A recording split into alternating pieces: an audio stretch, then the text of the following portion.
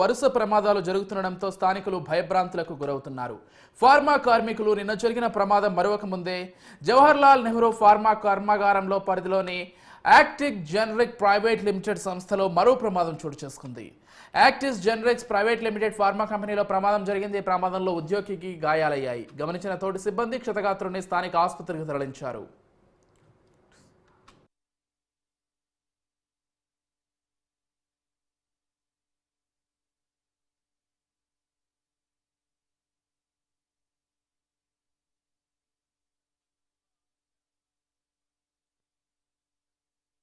కార్మికుడికి మణికంఠ అనేటువంటి కార్మికుడికి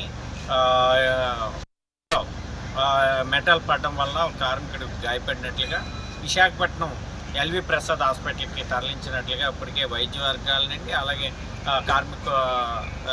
తోటి కార్మికుల నుండి సమాచారం ఇప్పటికే అందుతూ ఉంది. అలాగే రెవెన్యూ అధికారులు ఇప్పటికే సమాచారాన్ని సేకరించారు. కాబట్టి ఇట్లాంటి ప్రమాదాలు వరుసగా జరగడం వల్ల చుట్టూ ఉన్నటువంటి కార్మికులు భయాందోళనకు గురవుతున్నారు.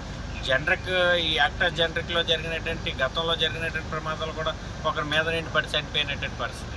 ఆ రకంగా భద్రతా ప్రమాణాలు పాటించడం కోసం కార్మికుల యొక్క రక్షణ భద్రత కోసం చర్యలు చేపట్టాలి. అలాగే ఏదైతే సినర్జిన్ కంపెనీలో 4 కార్మికులు చనిపోయారు గతంలో ప్రమాదం జరిగింది. అలాగే ఏదైతే ఎస్ఎన్ఎఫ్ ఫార్మాలో 17 మంది చనిపోయారు, ఠాగూర్ ల్యాబొరేటరీస్లో 2 చనిపోయారు. ఈ రకంగా వరుస ప్రమాదాలకి నిలయంగా మారుతా ఉంది.